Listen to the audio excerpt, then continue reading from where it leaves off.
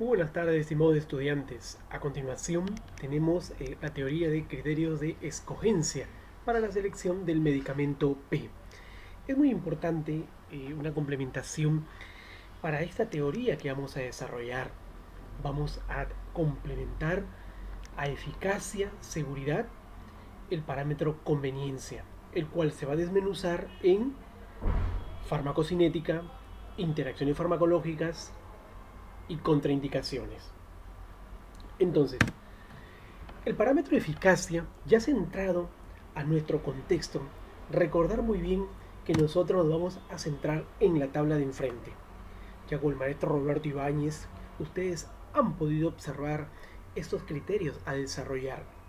Pero vamos ya a especificar como ejemplo a dos grupos farmacológicos como modelo.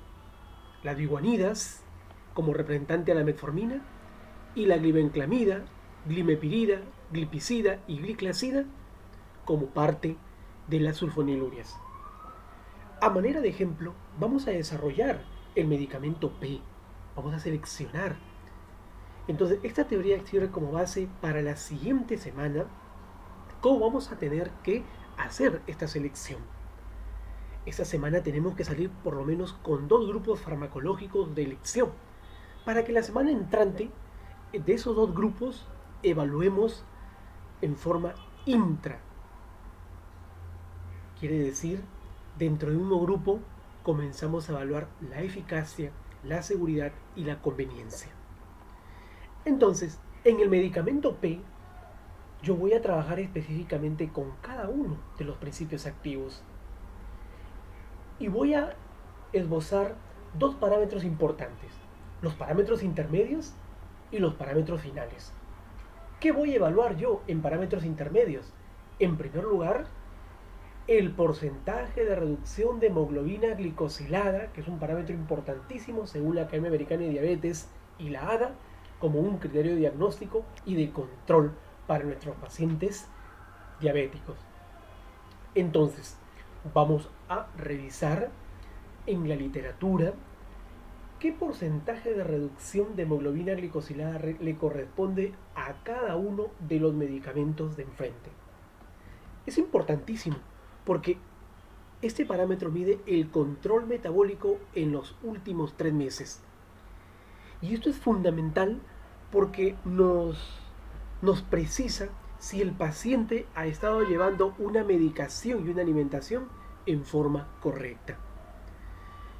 El segundo parámetro es el peso. Si alguno de los medicamentos en mención aumentan, disminuyen o se mantienen ni para aumento ni para disminución. El peso es fundamental. Recuerden muy bien que el peso es fundamental y es una variable para determinar el índice de masa corporal, el cual junto el peso con la talla me permite determinar el parámetro del IMC. El peso es fundamental porque se debe tener dentro de los límites normales para evitar los excesos de calorías y de esta forma el paciente no haga incremento de la glicemia. Entonces, eso tenemos que evaluar. El tercer parámetro es el perfil lipídico. Queremos observar si alguno de los medicamentos que los tenemos en la primera columna favorece o desfavorece o no tiene injerencia alguna en el control del perfil lipídico. Hay que analizar si es que reducen las lipoproteínas de baja densidad, como conocidas como el colesterol aterogénico, si reducen las VLDL, si reducen los triglicéridos, si aumentan las HDL o la lipoproteína de alta densidad. Ello es importantísimo porque nos va a permitir observar cómo se encuentra este control de lípidos. Recuerden muy bien que ellos en su exceso pueden conllevarnos a la gluconeogénesis, la formación de glucosa a partir de no mediadores carbohidratos. Asimismo, colaborarían con la lipólisis para generar una mayor cantidad de ácidos grasos libres y de esta forma activar el diacilglicerol y ustedes ya conocen por fisiopatología las injerencias que nos puede llevar este diacilglicerol y la proteinquinasa C. El cuarto parámetro es la glicemia, que puede ser en ayunas o puede ser la postprandial. Es importantísimo que evaluemos también este parámetro que es clave dentro de este proceso para poder observar cómo se está dando el control de la glucosa sanguínea. Y es fundamental tener en cuenta que en los 3 momentos del día puede tener fluctuaciones. Estos son los parámetros intermedios a evaluar por parte de estos medicamentos. En los parámetros finales, nosotros vamos a evaluar otro contexto. Otro contexto vamos a evaluar. En los parámetros finales, vamos a evaluar si estos medicamentos pueden prevenir cualquiera de estos aspectos. En primer lugar, el stroke. Ver básicamente alguna prevención a nivel del accidente cerebrovascular, que es una causa de mortalidad en el paciente diabético. Vamos a observar si es favorable, si es desfavorable o no tiene algún impacto sobre la prevención de este parámetro final. El segundo aspecto es evaluar el infarto agudo del miocardio. Si previene alguna de estas moléculas, alguno de estos fármacos, previene el desenlace de un IMA. Recordar muy bien que por historia natural de la enfermedad, el paciente diabético tiene estos desenlaces. Lo que hace la medicación es retrasar estos contextos. El siguiente es comparar en la insuficiencia cardíaca congestiva, si previene el desarrollo, si evita este desenlace. Luego tenemos las complicaciones, hasta ahí hemos conversado los 3 primeros, las complicaciones macrovasculares de la diabetes mellitus tipo 2. A continuación tenemos las complicaciones microvasculares. En retinopatía diabética, si disminuye o si favorece, si desfavorece o si no tiene alguna injerencia en ello. El siguiente es en la nefropatía diabética, en el daño renal, en la macroalbuminuria, en la microalbuminuria, en la proteinuria y por último en la neuropatía diabética. En este contexto, así es como tenemos que evaluar todo este proceso. Pero ¿cómo lo vamos a operativizar? Como les comentaba en la sesión de esta semana, yo tengo que seleccionar mi evidencia y según la valoración de mi evidencia, entonces yo escribiré la numeración que corresponde a la evidencia, que a continuación les voy a hacer un recordar con una leyenda operacional. Pero al mismo tiempo, uno tiene que colocar, por ejemplo, observo que la metformina reduce un 2,5%, colocaré 2,5% slash y anotaré el valor de la evidencia. 5, 4, 3, 2 o 1. Igualmente para el peso, observo que la glibenclamida desfavorece, colocaré desfavorece, un slash y colocaré el tipo de evidencia que he utilizado para ello. Observaré que la gliclazida reduce un 10% la glicemia. Colocaré ese 10% y un slash la evidencia. Entonces, es importante tener en cuenta todos estos aspectos antes de llenar la tabla. Si por ejemplo observamos que glibenclamida favorece, tiene un valor de favorecer, ¿no?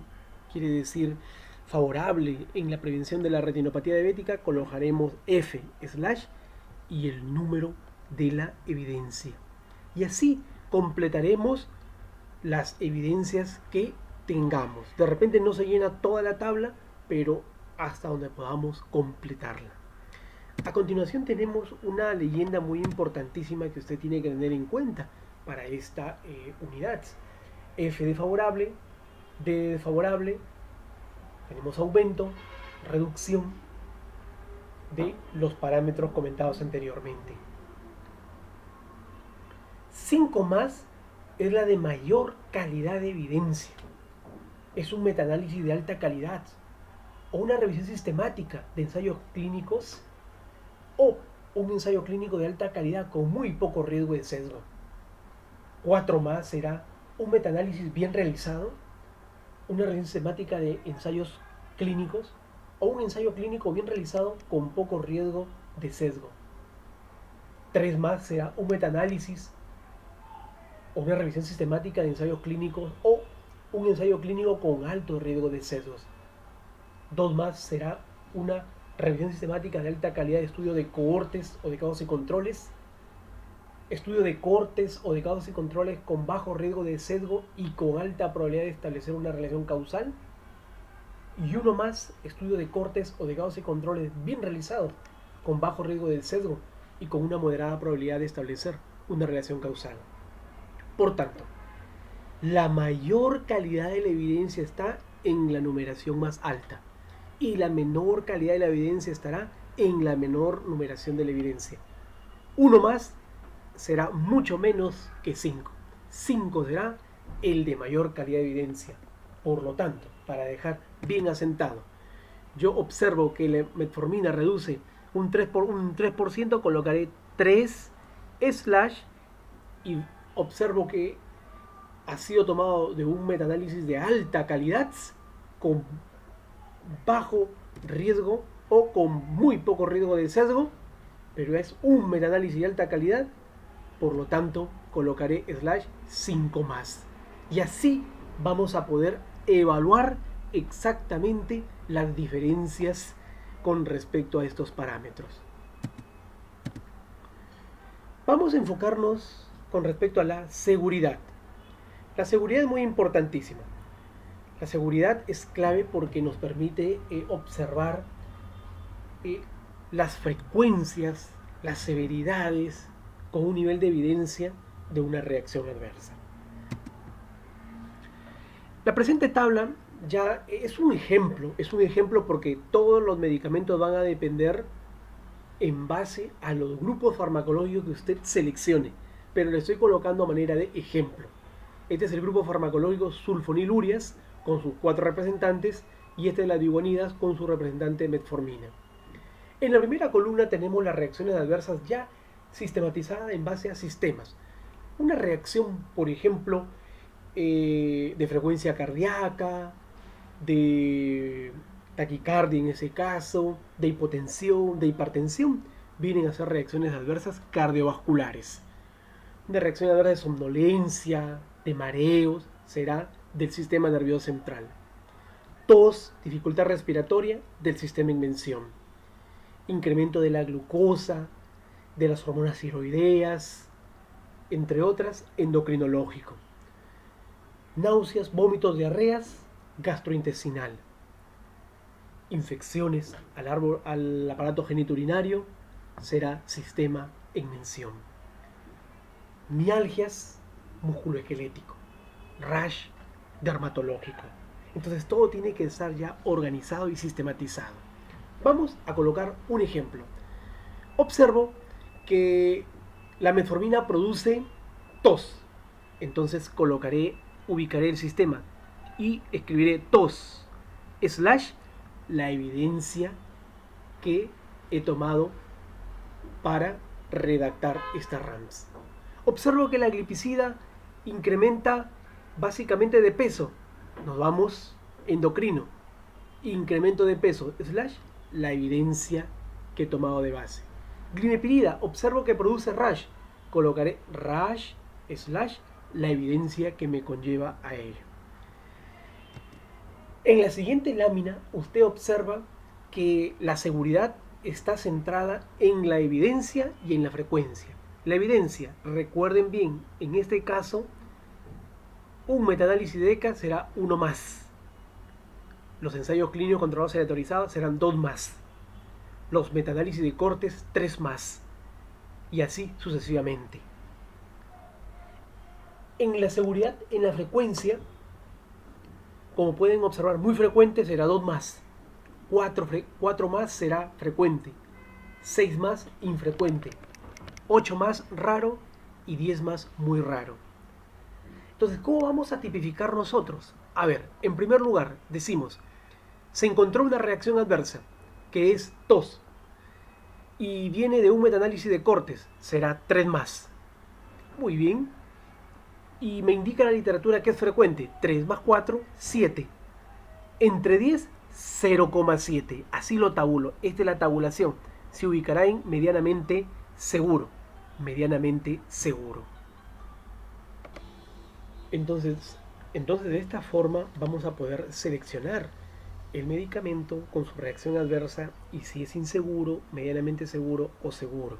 Entonces yo colocaré aquí en la parte anterior, si observo que la metformina produce tos, por ejemplo, ubico respiratorio, coloco tos, ¿sí? Colocaré la evidencia según la seguridad, según la evidencia. Si es un 2 más, colocaré 2, por ejemplo, 2, ¿sí? Slash, y la frecuencia, si es 4, slash 4, y el igual será 2 más 4, son 6, entre 10, 0,6, y se ubica en medianamente seguro. Entonces yo colocaré igual MS, medianamente seguro. Por lo menos entre unas 2 a 3 reacciones adversas tenemos que considerar por cada uno de los medicamentos que seleccionemos. Acá tienen una definición muy importante como operacionalmente decimos, y usted puede observar cuándo es muy frecuente. Se producen con una frecuencia igual o superior a un caso cada 10 pacientes que entran en contacto con el medicamento. Se expresa mayor o igual a 1 sobre 10. Frecuente es cuando es menos de 1 sobre 10, pero más que 1 sobre 100. Infrecuente cuando es menos de 1 sobre 100, pero es más que 1 sobre 1000. Raro cuando es menos de 1 sobre 1000, pero es más de 1 sobre 10.000. Y será muy rara cuando tendrá menos de 1 en 10.000. Esta es una definición operacional muy importante que va a tener que utilizar en este proceso. El otro parámetro importante es la farmacocinética. Recordar muy bien que aquí usted va a tener, por ejemplo, de cada uno de los medicamentos que va a evaluar su biodisponibilidad, su efecto de primer paso, el volumen de distribución, la unión a proteínas plasmáticas, el metabolismo y la excreción. Cuando hablamos de biodisponibilidad hay que observar de qué grado es. Si es una biodisponibilidad baja, es cuando se absorbe menos del 60% a la circulación sistémica. Si la absorción está entre 60 y 80%, será moderada. Y si es mayor al 80%, será una biodisponibilidad alta. Entonces, observe la numeración que se le da, 0, 1 y 2. Será 2, la numeración mayor, cuando la biodisponibilidad sea alta. El efecto de primer paso, recuerde bien que es el metabolismo presistémico. Hay que observar si presenta o no presenta. Si no presenta, es 1, ya que la gran mayoría de los medicamentos, mediante la vía presistémica, se van degradando. El volumen de distribución hay que observar si es alto o si es bajo. El punto de quiebre es 2 litros por kilogramo de peso corporal. Cuando es mayor a 2 litros por kilogramo de peso corporal, el volumen de distribución es alto y el fármaco está más en tejido que en plasma. Será 1. Y si es bajo, 0. La unión a proteínas plasmáticas, recordar muy bien las 3 proteínas claves, albúmina, glicoproteína ácida y las lipoproteínas. Importantísimo porque nos van a llevar hasta las dianas farmacológicas. UPP baja es cuando se une un menor al 60%, UPP moderada cuando se une entre un 60 a 80%, y una UPP alta cuando se une a un mayor 80%. En este caso, será una mayor puntuación para aquel que tiene baja unión a proteínas plasmáticas. Y esto es importantísimo, porque un fármaco con alta unión a proteínas plasmáticas en un paciente ya geriátrico, en un paciente desnutrido, en un paciente con bajos niveles proteicos, entonces no va a cumplir el objetivo indicado de esta afinidad que tiene, y por ende puede quedar un gran porcentaje de fármaco libre. Respecto al metabolismo, hay que observar si la ubicación es a nivel hepático o extrahepático. Recordar muy bien que mientras tenga extrahepático será mejor o si tiene más de 2 vías metabólicas será mucho mejor porque va a saturar menos al tejido en mención. Recuerde que los pacientes con esta enfermedad tienen ya de base algún problema hepático. Puntaje 0 y 1. En la excreción será baja si se excreta menos de un 60%, será moderada si se excreta entre 60 y 80% y será alta si se excreta mayor al 80%. Hago una corrección, acá tiene que ser al revés, 2, 1 y 0. Será más alta la puntuación mientras menos me excreto por la vía renal para no saturar el tejido. Y el tiempo de vida media corta, el tiempo de vida media, que es la cantidad de principio activo que está a la mitad en un tiempo determinado, será corto cuando es menor a las 6 horas, será intermedio cuando es de 6 a 12 horas y será alto cuando pasa las 12 horas como tiempo de vida media. Entonces la puntuación es mayor cuando el tiempo de vida media es alto. Quiere decir que voy a utilizar menos número de tomas al día. Tienen una leyenda en la parte inferior de BD, volumen de distribución, VP, unión a proteínas plasmáticas, y T medio es tiempo de vida media. Lo siguiente es la contraindicación. Es muy importante tener en cuenta que aquí vamos a colocar los medicamentos y está tipificado por sistemas. Hay que ubicar por lo menos entre 2 contraindicaciones que tenga cada uno de estos sistemas. Respecto a las interacciones farmacológicas, vamos a precisar lo siguiente. En primer lugar, tenemos el medicamento, que lo colocaremos en la parte inferior de la primera columna. Hay 4 subtipos de interacción farmacológica. La contraindicada, cuando los fármacos no deben usarse en forma simultánea, los puede conllevar a la muerte. Severidad mayor, cuando la interacción puede causar la muerte y o requerir intervención médica para minimizar o evitar efectos adversos graves. Será moderada cuando la interacción puede agravar la condición del paciente y o requerir una alteración de la terapia. Y menor es cuando los síntomas pueden incluir aumento de la frecuencia o la gravedad de los efectos adversos, pero en general no requiere una alteración importante de la terapia.